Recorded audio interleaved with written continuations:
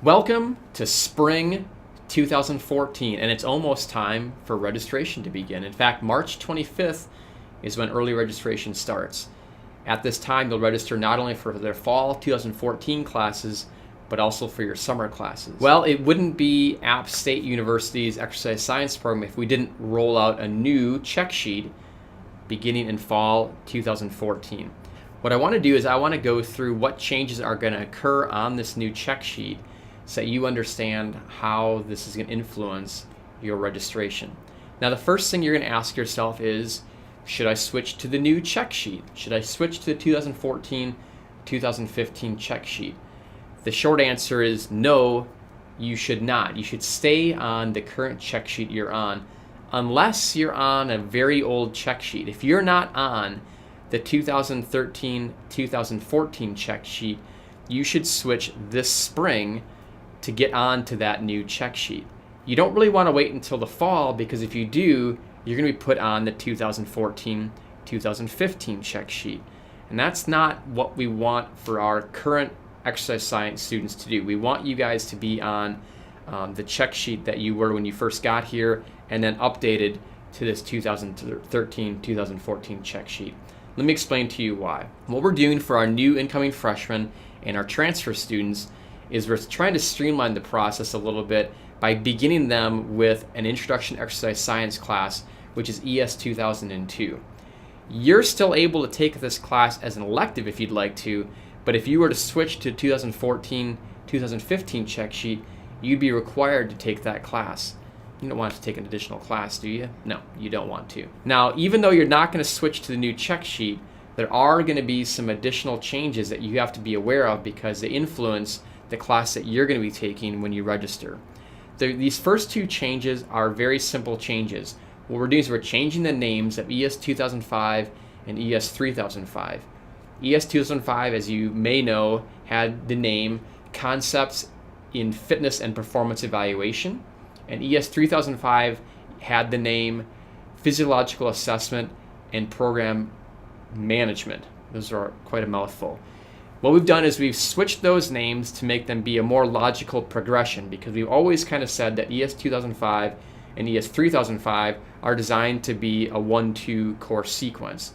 So what we're doing is ES 2005 is now going to be called Introduction to Physiological Assessment, and ES 3005 will be called Advanced Physiological Assessment.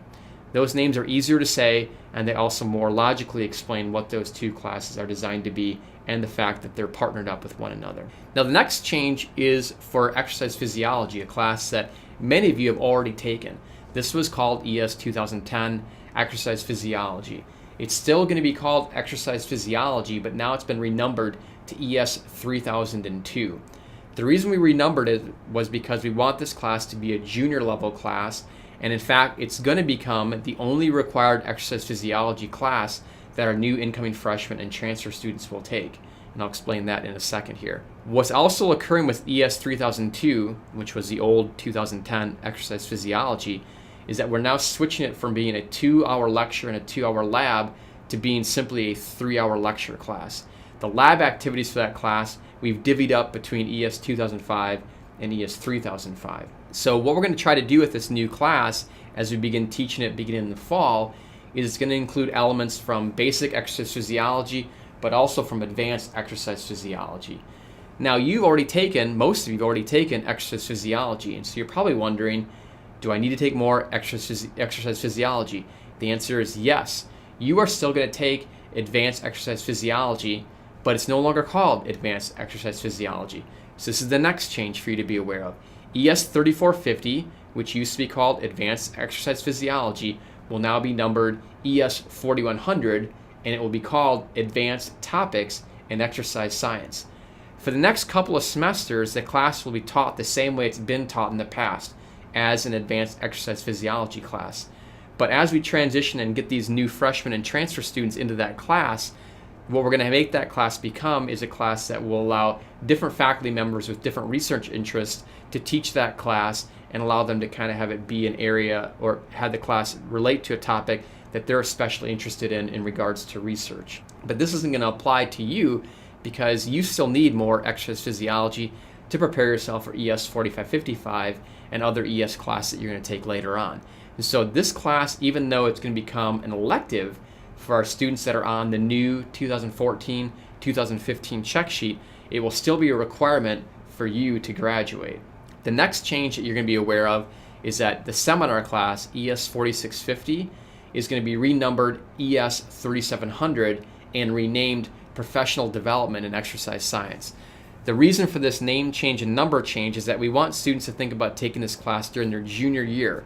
The class is designed to kind of help students understand how to be professional in this field of exercise science, which includes resume writing, cover letters, how to interview, those sorts of things, which are important for students either going on to graduate school or just applying for jobs when they graduate from App State University. This class remains a requirement for you, students that are on the 2013-2014 check sheets or older. Students that are coming in and will be on the 2014-2015 check sheet will have this class be an elective for them, but you're still required to take this class. So those summarize the main changes that you have to be aware of as you get ready for registration beginning this spring of 2014. Good luck to you in getting all the classes you want to. We're trying to expand section sizes and number of sections to try to accommodate students. Waitlist functionality has been added to all the classes, so be sure to put yourself on that waitlist. That's the easiest way to get into a class if the capacity is currently full.